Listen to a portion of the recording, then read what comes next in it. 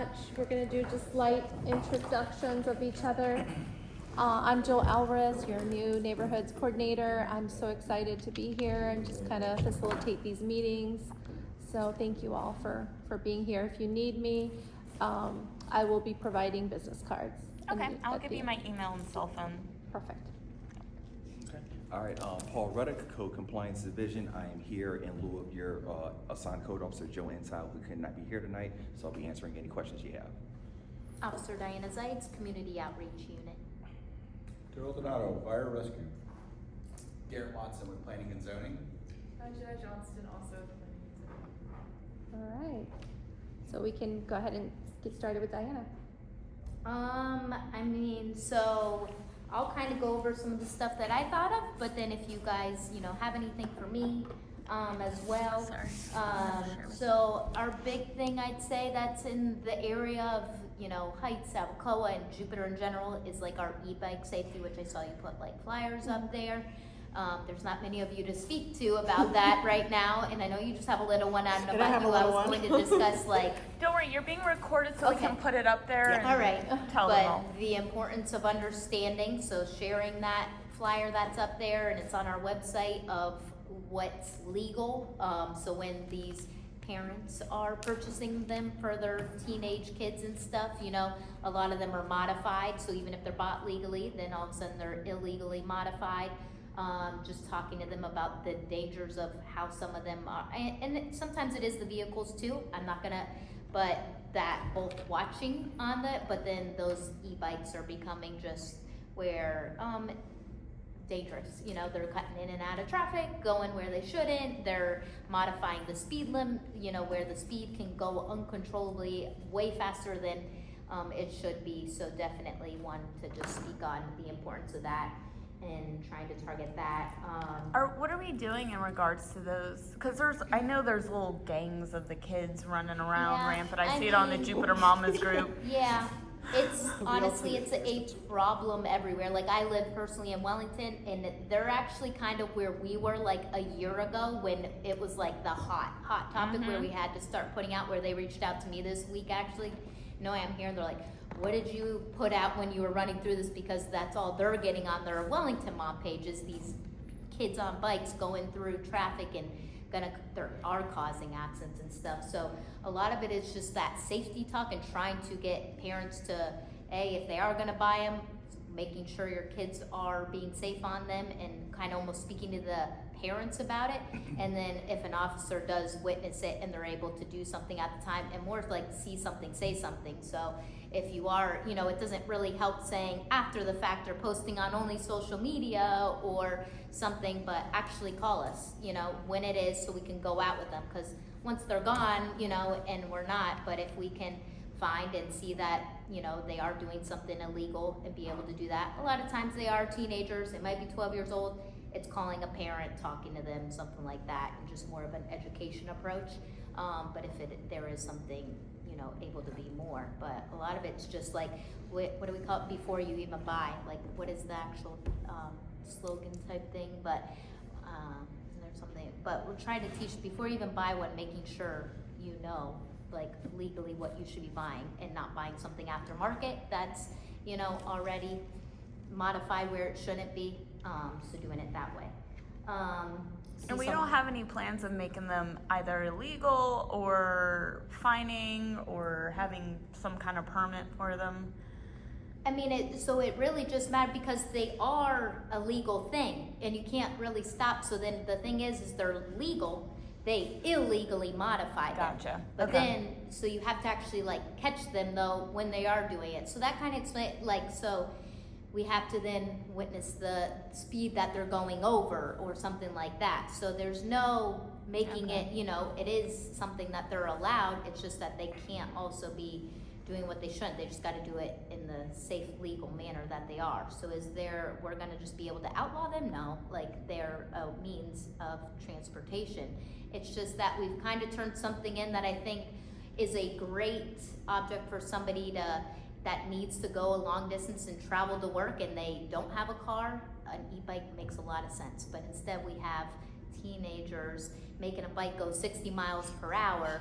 So they're sold where they could say go 15, 20, and there's ways you look up online, buy a part aftermarket, and then they modify them. So that's where this trouble comes in, and then all of a sudden they're doing that. Now the cops pull up and they're not doing it, then, you know, what are we gonna do type of thing. So a lot of it's just talking to them, and like I said, talking to the parents and whatnot, but in general, people need, and that's more of the fire thing, is those batteries and all that kind of stuff with these e-bikes, how much, and I don't know if you, but that's a scary part of these e-bikes, is those batteries causing the house fires and stuff. Oh, But okay. it's a whole nother issue with them. So, yeah, is there where we're gonna all of a sudden be like, those are outlawed? No, because you can do it in a safe, legal manner. It's Okay. just watching out for those and just reporting them when they're not. Do you And get then many of the sandal. kids not wearing the helmets? So, yeah, I mean, that's always like the law too, is the helmet, but that's on a regular bicycle where teenagers, you know, aren't doing it either. That's one of those things is, yeah, the fine, it's really going to, you know, they're supposed to have them if they're 16, you know, under 16 and whatnot, be wearing a helmet. So there is a fine for that if we find them and, you know, they're not of age wearing them. So that's a whole safety thing as well with them. And then encourage just throughout the neighborhood or anywhere in the town, anywhere you go, is seeing something, saying something, not using social media only. Always encourage that, because a lot of times that's where we see stuff and we weren't even notified, or notified after the fact where it's too late for us. So encouraging people when they are seeing something, that's when the time is to call us. That way we can hopefully get out and actually see and do something. You guys did get a new like district captain since we've had promotions in the last year, so want to make sure you know that it's Captain Joseph Cunahan is now your District 2 commander. So if you guys did have, you know, something that goes to that level of the captain sometimes, then you did get a new one. So his email is 1127@jupiter.fl.us. So he wasn't able to come tonight, but that is going to be who your district captain is now. And then reference, because I do events and stuff, save the date for, we have like our big autism event. I don't know if you've ever seen that in the past, but we do that with all public safety and vendors and things like that. So that's April 26th. It's already on the website so far. That's about it for as far as getting it out. But we're seeking like vendors, sponsors, and just to save the date if you wanted to join that. That's about, I think, all I have though. So if you guys have questions for me, reference anything in the police department, you could go ahead though. Where is the event going to be? Is that in this municipal complex? So, no, Carlin Park West. Oh, Carlin Park, Yeah, okay. so it's got, you know, and you don't have to have autism. I think it's a great opportunity for all to come, inclusive type event and learn something and interact with those, but it's all free. So it's got a bunch of vendors, but it's got food trucks, it's got bounce houses, rock climbing wall, train ride, it's got music therapy, sensory zone, and then it's got a bunch of like touch a truck and first responders, DJ, things like that out there. Okay, All right. anybody? Yes? I just say, I'm sorry if I missed it, I heard you say e-bikes, but from a Heights perspective, is there any other issue that's bubbling up or rising up? You look at it maybe on, just in Abacoa too, that you're looking at or that you're focused on? Unless you guys have been like having stuff on your page arising, but not in general, there's been, that's like the big thing always complaint-wise in that area of Abacoa and stuff is the bikes. I think the golf carts have gotten under control. Yeah. So That yeah. was the big one, what, maybe 2 years ago, was that the hot topic or something? Yeah, Yeah, maybe- teenagers again. Yeah. But yeah, I don't think there's anything else No? that I've So seen. the e-bikes was the biggest thing Yeah. that we've all noticed, but that's it. Anything else? So you nailed it. Okay. All right. All right. So we have Chief for our next I'm presentation. up? Yeah. Okay, I'm up. We're trying to run this thing, had some challenges with this computer the other night, so my name is Daryl Donato, I'm the new fire rescue chief for the town of Jupiter, and, so let's see if this works. Good, so, I'm not sure you can read that, but, so why are we talking about Jupiter Fire Rescue, right? So this isn't a topic that's new. You guys especially, right, are pretty aware of the issue of Jupiter Fire Rescue. And so the history is kind of important though, and pardon my voice, it's a little messed up tonight. You know, so across Palm Beach County, right, in general, not including Jupiter, but across Palm Beach County Fire Rescue charges 3.451 bills, or $3.45 per $1,000 of property value for fire and EMS services to the taxpayers through an MSTU. Jupiter, though, Jupiter taxpayers only pay currently just under 1.7 mils. And why is that so? Well, about 20 years ago, the town of Jupiter approached the county and said, hey, we're going to start our own fire rescue department. And the county said, well, why are you going to do that? And they said, well, we think we're paying too much money for service. And so Jupiter hired a consultant 20 years ago, International City County Managers Association. A consultant came in, did a study, and said, hey, you can do this cheaper. The county said, okay, hang on, let's negotiate. I was around back then with another organization. Herman Bryce was fire chief, Steve DeLay was the assistant deputy chief at the time. And so they negotiated a contract with Jupiter. And that contract said, we're only going to charge Jupiter the actual cost of service as determined by the county, not by Jupiter. So the county calculates what the cost of service is to Jupiter, and they tell Jupiter, and then that's what the taxpayers pay. And that was a 1.681.7 bills. Historically, that went on for 20 years. They renewed a 10-year contract. Well, that contract was coming up, and in June of 21, it was a county commission meeting. And one of the county commissioners said, hey, what's the deal with Jupiter? Why are they paying less than all the other residents in the county? And they said, well, it's a contract and it's based on actual cost of service. That was the agreement. And they said, well, we have an equity issue. We feel like Jupiter needs to pay what everyone else pays in the county. And so the county came back to Jupiter and said, hey, we're not renewing your contract. You're going to have to pay 3.451 mils, or double what it actually costs for service. And so Jupiter said, hey, you know, we got to do something. We're not going to double the cost of service to our taxpayers and not provide anything new for it. And we currently know what it costs. We know this is the actual cost. They determine it. They tell us it. So we're going to pay twice what it actually costs. And the county said, no, this is the deal. And so there was a number of negotiations back and forth, a number of public meetings and things. And at the end of the day, they weren't able to reach an agreement. So Jupiter said, hey, we're going to hire a consultant.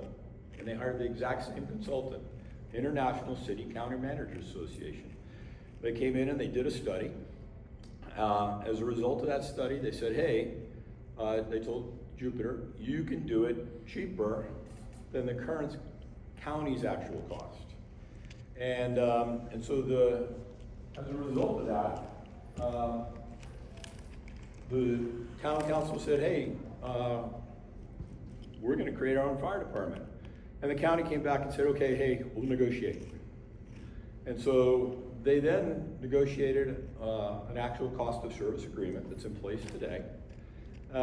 It had some additional unknown costs added on. They're open-ended costs to the prior contract.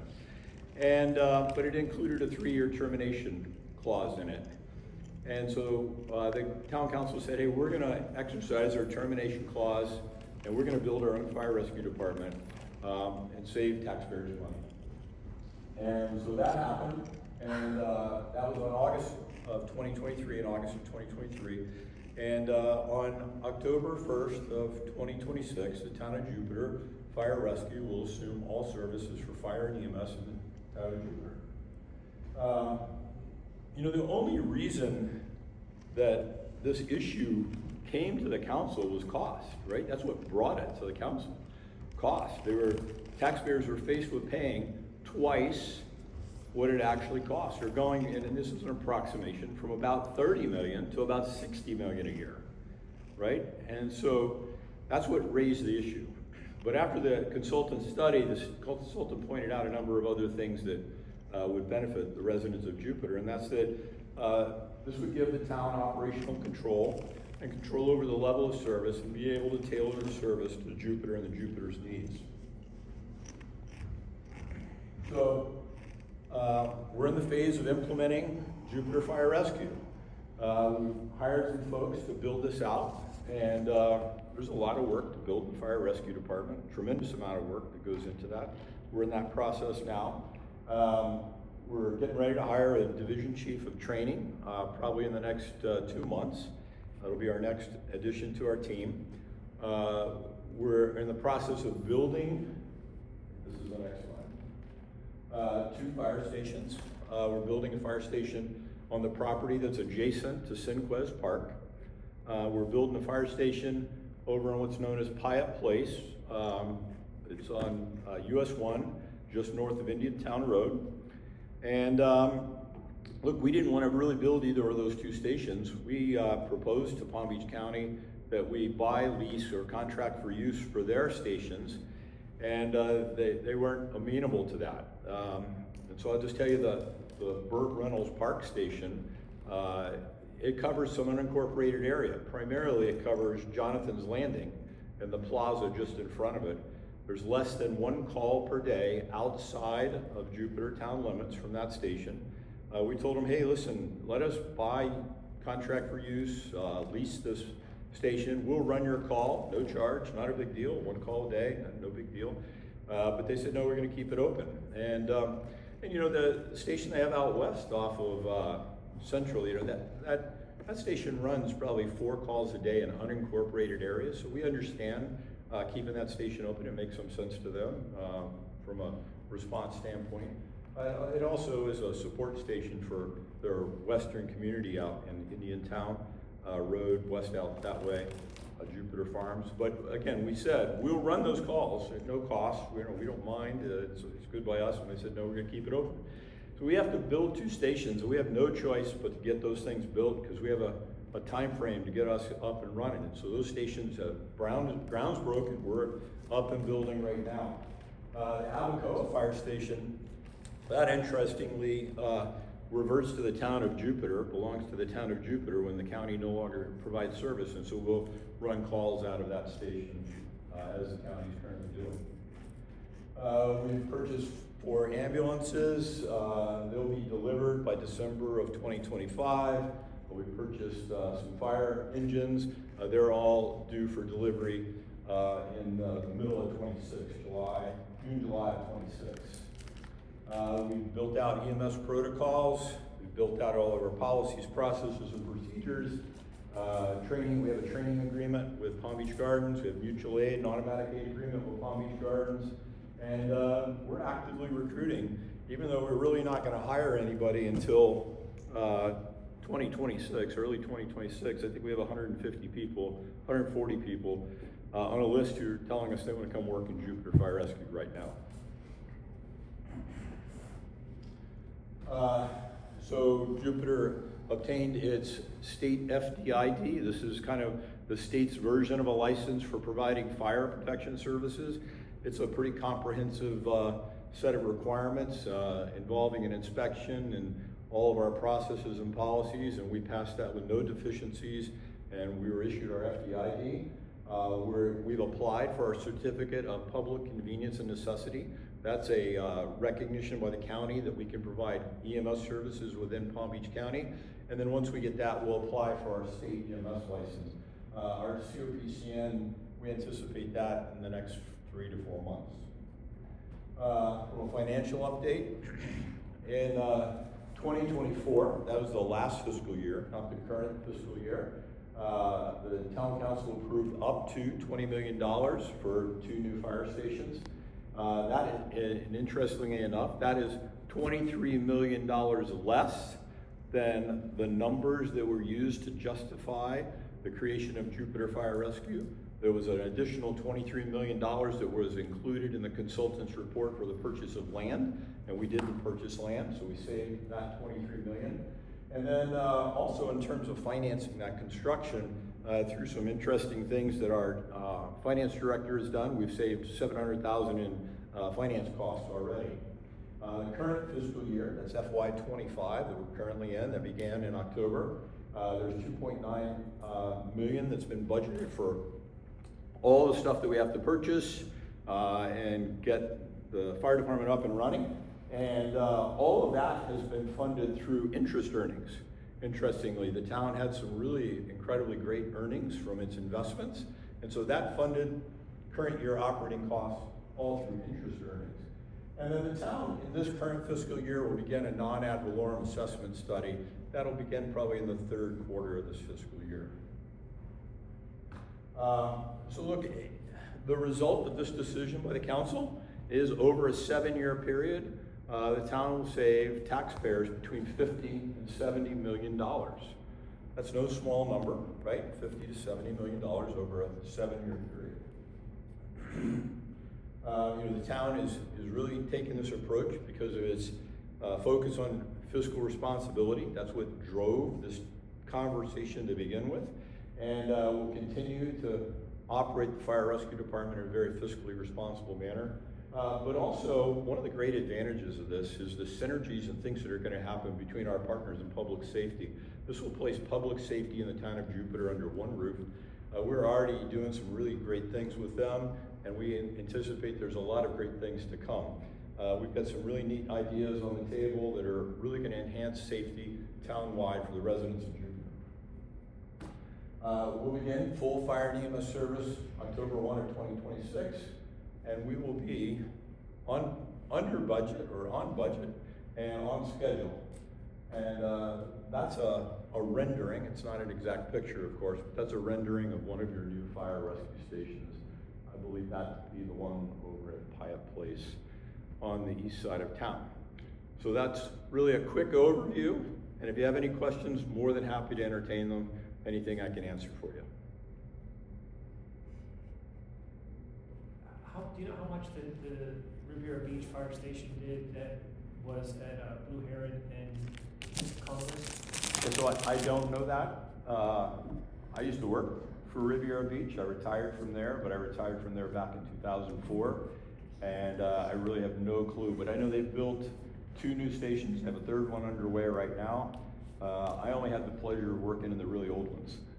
Right. I guess I'm just looking at the building estimate costs to make sure that they're in line with what's going on, knowing how building costs have increased. Yeah. So we're in those final phases of getting our guaranteed maximum price, and we believe those things are all in line with our estimates today so far. Anything? Nothing? Good? You don't have to be a fan to ask. I mean, we're not. I know you're not. I You're know, not. right? I know, but my job, but I work for you. My So- biggest concern is the quality of the individuals coming. Where are they training? Yeah. We don't want it to be a training ground. Yeah, I get that. The location of where the firehouses are one of them, the Sequin. Senquez? Yeah. Senquez. My concern is the traffic on Yeah. Indian Town Road is already horrendous, and we're taking up nice places that we could, we need to invest in our parks more. So that's Yeah. a whole nother subject I will approach. I don't know. We just have concerns. It was, and it's not against you. It was the town Yeah, no. council that blindsided the residents, and so. Our neighborhood is not a big proponent of it, but I hope that everything that you have stated does come to fruition, that we are saving our community's tax-paying dollars, and hopefully it goes to something good, but, yeah. And so, you know what? You and I share a lot of same concerns, right? I mean, it's really, really important to me that we hire great people and we provide great service because, my vision for this organization is that we will create a fire rescue department that you love and that the people who get to work here love, right? And so there's a lot that goes into doing that, right, for both sides, right? And as I said, we're beginning some recruiting efforts now. We've hired at our upper levels, right? We've hired some incredible people whose reputation, I don't care where you go in the nation, these guys are known all over the nation, and they're thought of as the top in the business, right? Steve Shaw and Mike DeStefano, they're both authors for largest trade magazine in the fire service. They both speak at conferences all around the nation. They're both at the top of their field, right? And so that's part of recruiting, is hiring great folks up at the top who people want to work for. There's a lot of folks that want to work for them already today because of their leadership and their skill, right? And we hope to create the environment that people love being in, right? And I mean, that's what I want for work, right? I want to come to a place I love being in. And so I'm going to do everything I can to earn your trust, to ensure that you love this fire rescue department and that the folks that get to work here love getting to work for you. Okay. And that's not, I can tell you I'm going to do that, but that doesn't mean anything, right? What means it is a year after this thing starts that's true. And so, that's my hope for you, that's true. So. All right, well, when we see it. Are the guys gonna be in a union? Are your fire? Yeah, so I'll tell you, excuse me, my voice is a little squeaky. I feel bad, that's why like I didn't attend I the feel like I'm meeting being last night, 'cause squeaky, and I don't know what it sounds like to you. So my guess is they will, right? And I say my guess is because that's a choice that employees make, not the town, right? And I believe they will be. I'm good with that. I'll help them with that. I've been in the fire service for 44 years now. I was highly involved in the union and union efforts in my early days in my career before I was promoted into management. Highly involved working with unions. And look, they serve a great beneficial purpose, right? And so I'm good with it, right? And I'll do my best to help them with that. As you know, with the prices of hourly rates that have jumped for year to year to year, and with the unions, that's why my concern is when you get people coming on, and then they're going to compare to the next. That's right. So listen, it's a job, it's a market. Whether you're working and like as she's saying, the concern is turnover as well. Yeah. So that's I'm going to do everything I can to create a place that people love to be. That involves great benefits, great pay, great work environment, a feeling like they're appreciated, opportunity, right? All those things go into creating a great work environment. So we're gonna do that, right? But listen, whether you're a firefighter, whether you're in code enforcement, whether you're in planning and zoning, whether you're a police officer, right? Folks are attracted to jobs because they have competitive pay and benefits. Doesn't mean they're the highest, right? Doesn't mean if they're a little bit lower, right? They're attracted for competitive pay and benefits, but they're also attracted to a great work environment, a place that they love being. There is no doubt that, Jupiter is a very attractive place to be. That's Yeah. why I moved here 40 years ago, and I'm in government, I get it. So- And my big concern is keeping up with the market. And so I think, I do negotiations for police and fire, Yeah. the financials, and that's why, and I have no doubt that Jupiter would hire good guys, no Yeah. doubt whatsoever.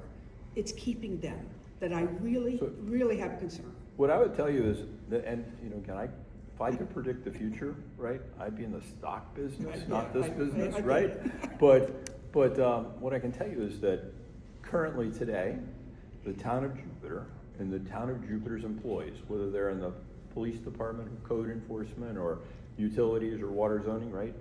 They're extremely loyal. They have, I wish I could do the number. Frank says it all the time and I don't remember things too well, but I want to say, 80 or 90 There's a lot of employees people. over 20 years in the town of I Jupiter, know. right? I A know massive a number, lot. like I way actually worked more. in dispatch here, how Wow. many years ago? So Jupiter's. Before any of you worked in So Jupiter. the history of how Jupiter treats and cares for its employees speaks for itself, right? And I believe that same thing is going to happen in its fire rescue department. But again, the nature of police and fire,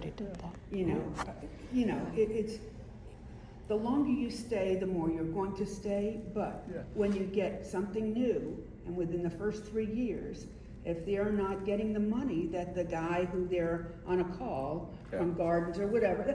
I get it, yeah. Okay, and when I did my fiscal analysis, I did it based on the new hours, the new contract rates that have changed through the years, 15% increases our guys got 3 years ago. Those figures weren't in the consultants, okay, the consultant was several years ago.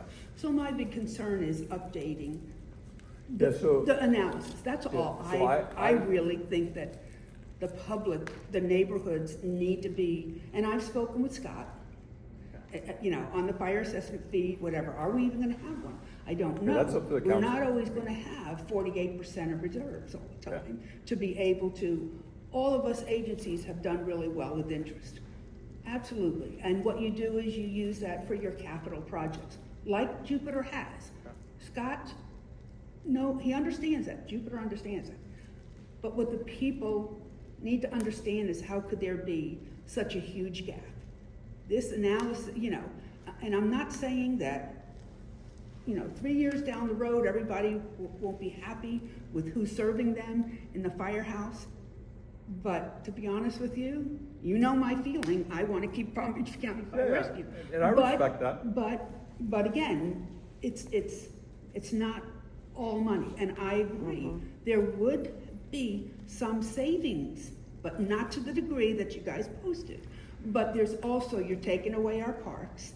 We didn't need the extra stations because we're not really growing in population, but, so there are some things. And I'm here because I spend many, many days and nights in the Heights because that's where my daughter lives.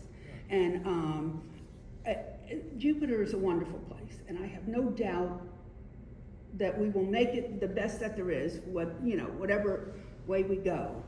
But I still feel, and as I'm listening to you tonight with the figures, they're not perfect. They're, a million here, a million there, but there's a huge difference, and I believe. So it's not convincing many of us that you're gonna get good guys who are gonna take care of us. It's making sure that they're gonna be paid well, making sure that their hours are gonna be comparable to the county, to Gardens, to the others, so we can keep guys. Yeah. That's what I hear from my neighbors, from her, so I really think that might help in your addressing whatever you are there. It's like anything else, keeping quality people is not easy anymore in government. Yeah. Yeah, well, I can tell you that my goal is to earn your trust, I know. right? I can tell you, I can sit here and talk to you all night long. No, It's I just know me that. talking, right? And the proof will be, in 2026, 27. Since I didn't get to go to the meeting last night and they added 2.3 million, what is the road in Chinquez that you're doing? Is it a road to get to Indiantown Road? No, it's a Okay. road between Carver and the existing road. Okay, to link, That links those Okay. through. And then the existing road will be the drive into the fire station, right? With the residents off Carver Avenue, for them, it's super important to Yeah. maintain their access through the park. right, To get from Carver out, because they have a lot of difficulty with getting out of there, Right. going the other direction to Right. head eastbound. So that's their venue to head eastbound. And so we went, met with them, and they said, hey, please do this for us. And the town said, absolutely, we'll do that for you. And so that's the first phase, is to put that road in, no fire station. We're not gonna stop the existing road until we give them another road to get through. and how are the trucks gonna get across Indiantown Road? Like, Yeah, so there's a couple aspects to that, right? There'll be an emergency light that stops traffic. you'll be and- cutting and the there'll be median? a median cut Yeah, through. yeah. And that cut through has been designed to come off of Carver so that we can get down Bush. There's a lot of calls that Okay, occur yeah. at that ALF down Bush, right? So that'll allow us immediate onto Bush or eastbound onto Center as well. And then the westbound, of course, you turn out and Yeah. turn right. But we, in the town of Palm Beach, my experience in the town of Palm Beach, I installed traffic preemption townwide in the town of Palm Beach, right? Traffic's a bit of a problem in Palm Beach too. And it made a huge difference in emergency response. It really did make a giant difference in emergency response. And so my plans all along have been to install traffic preemption. The really great, cool thing is that Palm Beach County, not Fire Rescue, Palm Beach County, the county itself, is already gone out to bid and selected a vendor to install traffic preemption countywide for the whole county. It'll be a dual purpose. It'll be a traffic prioritization system for their bus routes, and then a traffic preemption system for their emergency vehicles. And so we'll just piggyback onto the exact same system that they're gonna put in, right? And that will help us control traffic, not only making it safer for firefighters and quicker for firefighters, but safer for folks that are operating vehicles, because they'll no longer have, a conflicted intersection. And so that traffic preemption will be designed so that it will open up traffic, from Carver all the way out to I-95 if we have a call going westbound. And I'm just gonna make a prediction. I'm not the traffic engineer. Folks on Indiantown are gonna be happier when they get a call than when not, because traffic will just flow. There will be nothing stopping westbound traffic. And the problem you have today with westbound traffic is there's so many lights, right? It's the different lights and the timings of those lights that's creating this bottleneck. If those lights didn't exist, everybody'd be out on 95 north or south and there'd be no traffic, right? This traffic I know preemption, they're doing everybody's the headed smart straight. signals or whatever. Yeah, they're working on some really neat stuff. The technology is amazing. Yeah, it is. It really is Really is. amazing. So I Thanks. believe that that traffic preemption will address all of our westbound needs. And it's gonna be beneficial, not just for fire, but for law enforcement as well. Yep. Chief, just Yes, sir. one more to build off of the staffing question. So, knowing that the presentation that you gave had certain assumptions and everything was normal operating hours, and then you have certain municipalities that are, I don't know how to say this right, but they're changing their, like, 1 day on, 2 days off, Yeah, yes, sir. which brings on more personnel, is that right? Yeah, so I'll give you the history as I know it, right? I've been around for a while. City of Boca Raton operated on what's called a 24/72, 1 day on, 3 days off. They did that since I've been in the fire service for 44 years. They've been doing that. Nobody else in the state did it. Boca Raton did it. Maybe about, I wish I could be a great historian, but let's say about 5 years ago, somewhere in that time frame, the city of Boynton Beach put that into their contract for their firefighters. Like Boca, 1 day on, 3 days off, 24 on, 72 off, or what's called a 42-hour work week. Boca had it, Boynton Beach put it in their contract, and I think a year or two later they implemented it, right? It takes some time to implement. After that, Delray Beach put it in their contract. And Delray Beach, I think it's October 1 of 25 of this year, that becomes effective for Delray Beach. Highland Beach, which separated from service, they had a contract for service with Delray Beach, and they created their own fire department, Highland Beach. When they hired their folks, they put it in, they just did that from day one in theirs. Since then, Palm Beach Gardens has adopted that schedule, and it's effective, I'm gonna get this date wrong, but I'm gonna say October 26, or give or take a little bit, somewhere in that neighborhood. And then since Palm Beach Gardens, and it's not in effect yet, but in the future, and then since Palm Beach Gardens, Palm Beach County has adopted that, and I think theirs is January of 27, if I get it right, but I'm not positive, right? And so there is a trend for fire departments to move from the typical 48-hour work week to a 42-hour work week, or a reduction of 6 hours per week. There's this trend in Palm Beach County. The trend, the first kind of domino to fall, Boca's done it forever, was Boynton. And since then, there's been several others. And so that's happened now in the state. Pasco County, I believe it is, has done it. City of Gainesville has now done it. There's another fire department somewhere outside of this region that's done it. There's just a handful here and there, right? It has become a dominant topic in the fire service. But I'll tell you today, it's not the standard work week. There are, I think Miramar in Broward County is the only Broward County agency to do it. But the vast majority of fire departments in Southeast Florida, and Southeast Florida is a way different animal than any other part of the state in terms of the fire service, right? Still, the vast majority of fire departments in Southeast Florida work 24 on, 48 off, with a Kelly day or relief day every 3 weeks, which is a 48-hour work week. That is the dominant work week in Southeast Florida still today. There is a move towards 42 or a reduction in work week. And that is a true move. It is happening. And, you know, I don't know what the market is going to bear. I don't know if that's going to continue that impetus or not. I can't predict the future. I wish I could. But you know, we're seeing that, right? We are seeing that. Now, what does it do? Well, it increases costs, right? It's a reduction in hours, 6 hours. So if you do the math, it's about an 8% cost increase to do that, roughly. No matter how you work it, you got to work, you know, you got to pay for more hours to get work from somebody other than the people that are there, right? So it works out math-wise about 8%.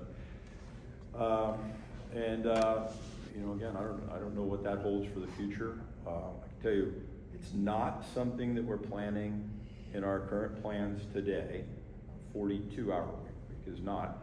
But I don't know if that'll change, right?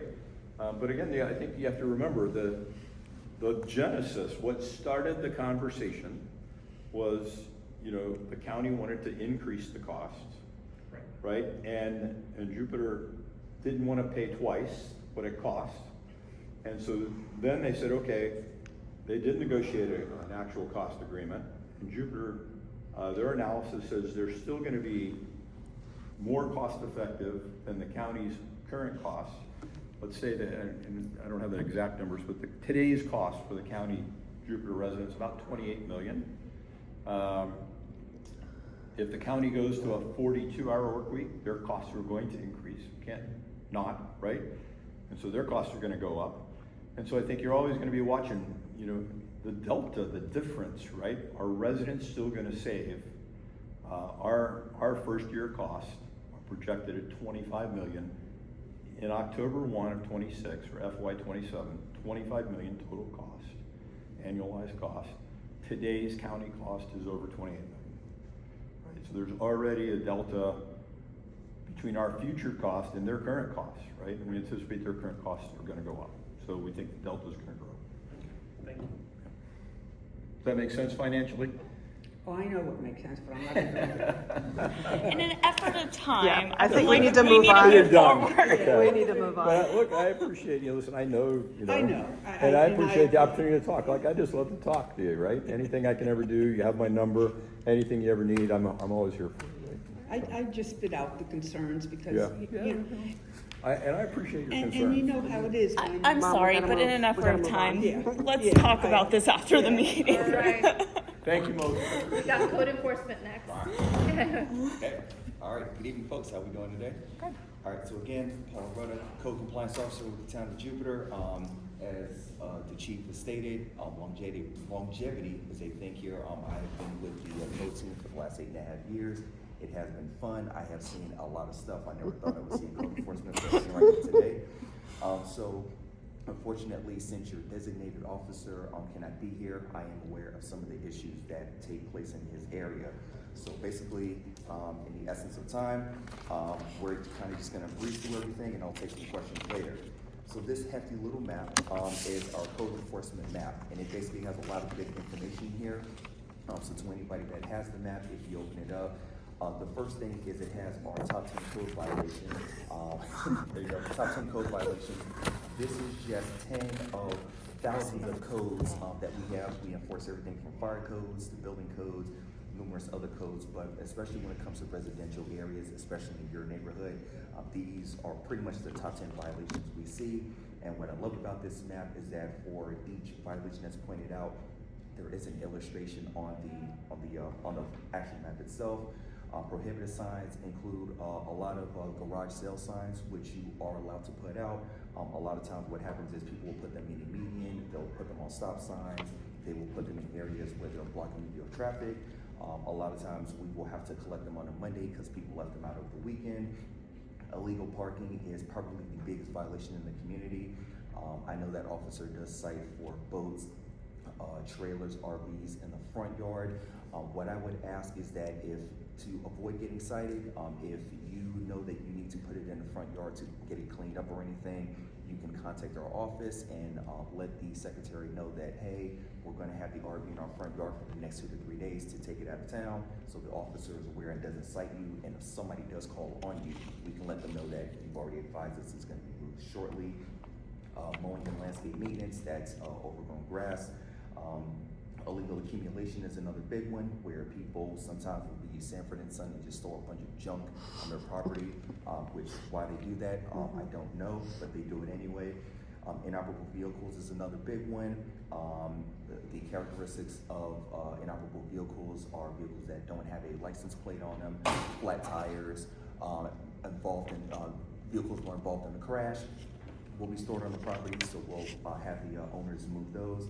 Designated nuisance, it's kind of one of our mobile ordinances that covers everything from houses that have holes in the roof, houses that look like they're about to fall apart, which we have seen cases like that before. Garbage and recyclables, that's another big one in a lot of communities. Depending on your pickup schedule, garbage and the recyclables and cans and that cannot be stored out any earlier than noon the day before your designated pickup. And if you have cans out, they must be removed no later than midnight the day of pickup. So that way they aren't blown around by the wind or get broken into by raccoons. Building permits is another big one. In saving time, we can look for building violations, but the experts, the building department, are the ones to be contacted first. So we advise people that if they see a building violation, a lot of times people will call and say, hey, my neighbor is gutting their house and I don't think they have permits.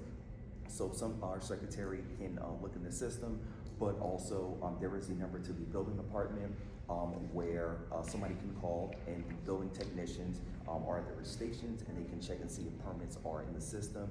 If they are not, they will send an inspector out from the building department to ensure that the work that is being done does or does not require permits. Because a lot of times what will happen is somebody would just be removing carpet, they call and say that they need permits, and the inspector goes out there and verifies they do not. Exterior building maintenance, this is also a good one, because a lot of times the exterior of a property can make or break a neighborhood.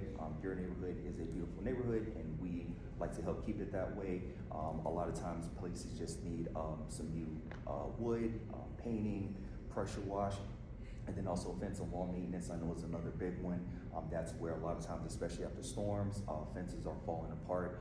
So a lot of times we will make contact with the residents, and then we will work with neighborhood services, where we'll try and see if the person might be eligible for a grant, also to get, I believe, Generation Church or other organizations to sometimes help people out in need. There have been times we have run across elderly residents who are unable to take care of these issues themselves. So we work in cohesiveness with outside and internal organizations to help out residents. At the bottom, very important information here.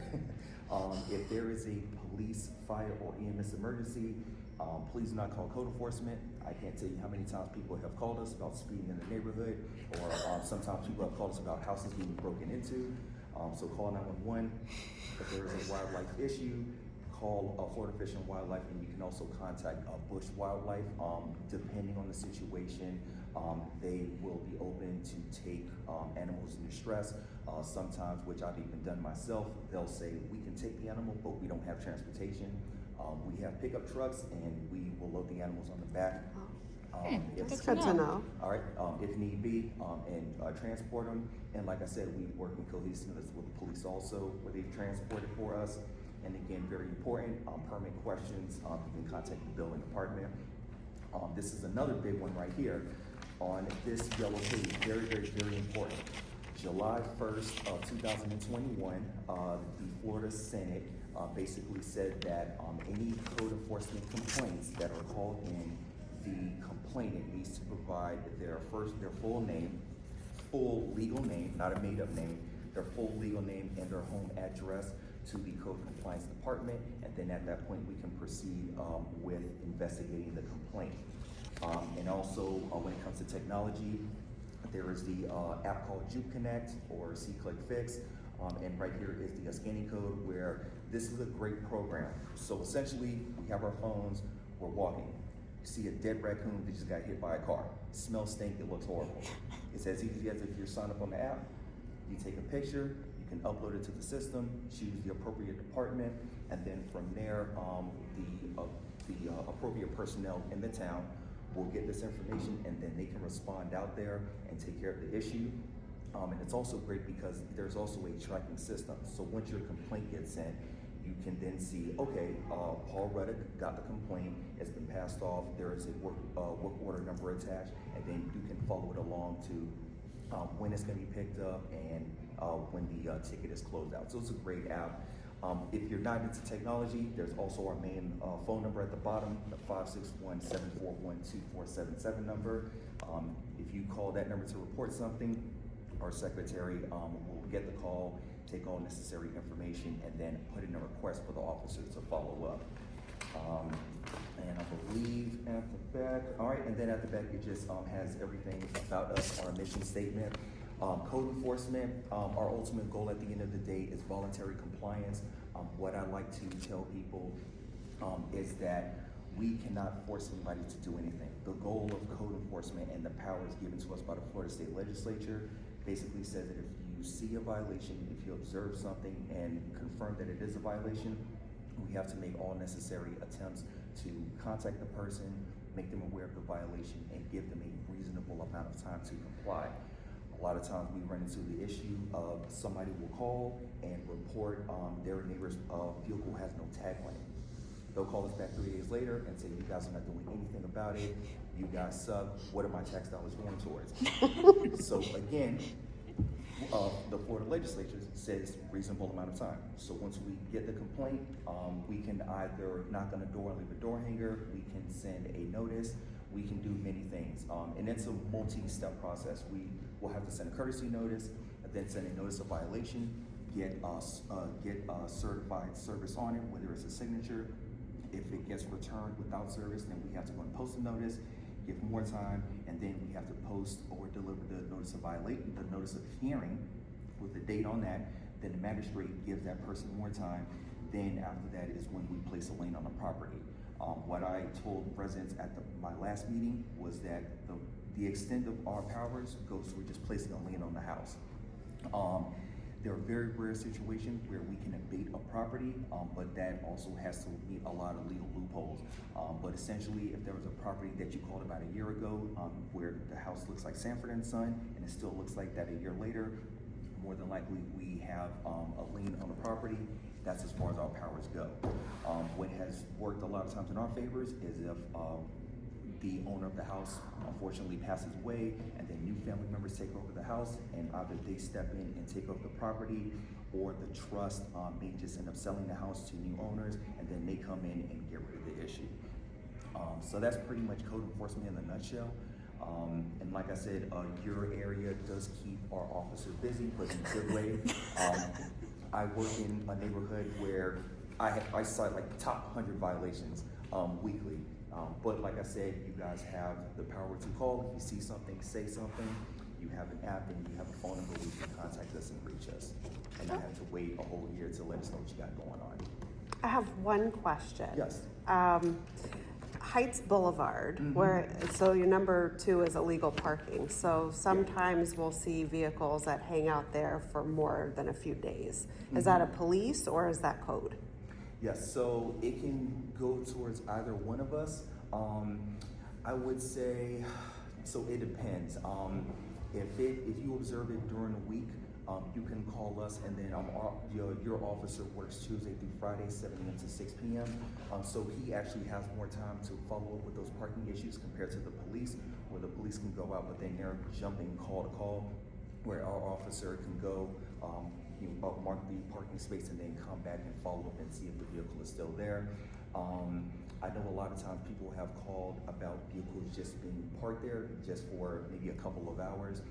Unfortunately, there's no signage prohibiting people parking there. So if you drive by and you see a vehicle is still there after 2 to 3 days, I believe that parking in that area is 24 hours. So if you see a car that's been there for say 2-3 days, you can call the number, an officer will go out, mark it, and then they'll follow up from there. Okay, thank you. You're welcome. All right, any other questions? All right, cool. All right, thank you guys. Thank you. Thank you. Thank you. Yes. I was just leaving another meeting. Hi, I'm Chris. I'm the code enforcement supervisor. I just wanted to stop in and say hi, show my face. I know there's a lot of new faces to the Heights meeting, and I haven't been to one in about a year and a half. So I just wanted to pop in and say hi real quick. Paul, thank you for covering for Joe. And if you guys have any questions, like you said, call the main number or use the JukeConnect QR code. That QR code goes directly to the code enforcement submission. So it's super easy. You can walk right through the process. Okay. Great, thank you. All right, thank you. Next on the list? I'm up next? Yes. Awesome. All right, my name is Garrett Watson. I've been with the planning department here at the town of Jupiter for over 12 years. I'm joined tonight by Jenna, who's been here for just a little bit shorter, about 7 months. So usually I like to take this opportunity just to introduce ourselves and introduce any projects that might be in your area. The Heights is really just a residential neighborhood, but probably most proximate to you, and I'm sure you've seen some things on the internet, on Facebook, related to a project that's going on in downtown Abacoa, the Abacoa Town Center Apartments. Does anybody remember the movie theater used to be?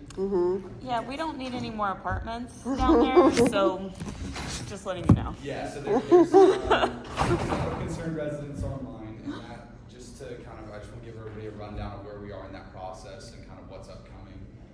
So they have 3 applications in. The first one is to change the code to allow for some increased density on those 3 vacant properties across from the baseball stadium.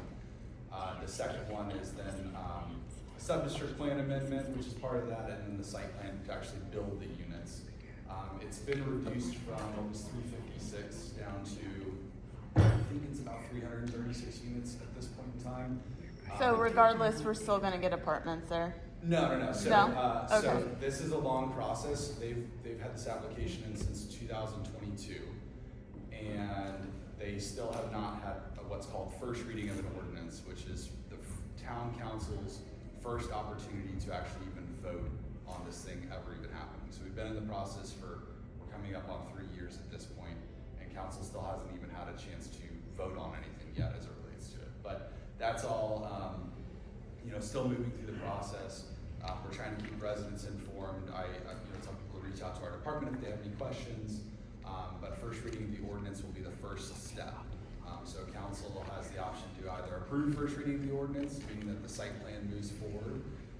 That doesn't approve everything, but that's just kind of the first step in a multi-step process. Or the council denies that on first reading and the project completely goes away based off of that. So there's two real options, and the first reading is kind of the set off of what will probably be a 3, 4, 5, 6, 7 month process of hearings and time frame of staff review and going through that process. So it's a lengthy process and nothing's been decided yet. And I know a lot of people come to council and give public comment, but the council has not been able to formally vote on anything yet. So they're still they're waiting for the developer to say, okay, we're ready to move forward, and these are the dates we want to move forward in, and then we'll go ahead and schedule that first reading. Do we have any other options for that property to be utilized in some other fashion? So what the developers told to me, and take that for what it's worth, right? The developers told me that they've been marketing that property for over 20 years as Class A office. They have the development rights to build 5-story office buildings if they want in the area, but nobody's ever offered them enough money to make it worthwhile. So they're trying a different strategy. But again, all that hinges on the council making the policy decision to have apartments there. And so that's really in their court. And at this point, we're processing that application and identifying places where it's consistent or inconsistent with our long-standing policies in the comprehensive plan and the town code. And we give all that information to council, and the residents come and say what they want to say on the public record, and then the council weighs all those things and we'll make a decision on that. Okay. So that's really all that's happening in your immediate area, but I work with the staff that works on every other project in the town. Do you work with the parks? Because I need a new park. Oh, you mean the actual In the Neighborhood. neighborhood. No, I work with the park staff, but I don't play in any of those parks. Do we have a status update on when we're getting funding for our park? Right now, they're still working on that, but I could definitely send an email out and ask a little bit more questions and get back to you. From last year, we supposedly had like 350,000 in funding, but we were waiting on the funding to come through. We've been waiting on a new park update for before COVID. And so that's probably been about 4 or 5 years now. So that I think is one of the immediate needs in our neighborhood at this point is to update that park. That's And the one pavilion next to it, the little pavilion next to it. Yeah. That's that one in the lake. Mhm. On the way. Okay. On the lake. Do we, I know Parks and Rec is not here. Do we have any plans to update or build new parks in Jupiter? Oh, yeah. Okay. There's a Parks Master Plan. Have you Okay. all seen it online or anything? No, but maybe share that. Yeah, I could definitely. Send me that because Yeah. that's a big thing that Sure. we don't have good parks compared to other cities like Martin County, St. Lucie County I know. have amazing parks. Ours are crap. They So- are definitely, that is a big plan Okay, cool. for our town council. So Okay. I'll definitely share all that information with you all. Okay. Do we have an estimated time frame for when those parks are going to be updated or brand new parks being Yeah, built? there's an estimated, I don't want to guess. So Okay. I'll revisit and I will share all the information. That's the big ticket item I Yeah. really care about. Yeah, I don't blame you. So Eastview Manor Park was opened up in the last calendar year. Daly Park is gonna be the next one that they're renovating, so that'll be Yeah, that's- upcoming year. Where are those? Eastview Manor Park is up It's off just- of Pennock Lane. But, Apex Circle, so, before Pennock, so Apex Circle, Okay. so right where the Circle K is on Indian Town Road, take a right, that park right there is brand new. Oh. That was all paid for most Yeah. of, the CDBG funds that Jill. Do we Yeah. Jill have? has that to work on, and Yeah. Daly Park is the next one, so Daly Park's gonna be a little bit closer to Center Street. Is there shade? They that- have covers. Okay. Yeah. Because I know that's a big issue. We don't have shade on our parks. And... Yeah, the new ones have Okay. that. Yeah, and every park they put in from here on out is gonna have those. Yeah. Okay. Yeah. Cool. Yeah. Okay. Sorry. That's Yeah. another big Amazing. issue. Okay. Awesome. Do you have anything, Lisa?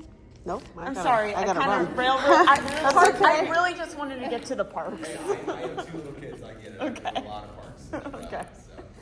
That's a good point. That is. Yeah. All right. Well, thank you everyone for Thank being you. here. Before you go, we want to officially, I know you've seen it, but the Jubilee's coming up February 8th. And we That's just gonna wanna- be here this year, Yeah, right? it'll Like be at in the municipal municipal- complex, so we'll right. have all this whole area here will be dedicated for that. So it will be February 8th, like I said, from 11 to 4, and we just want to invite everyone for the big party, Okay. our centennial party. Good. Sounds All good. right, thank you. Thank you. All right, All thank right. Thank you so much.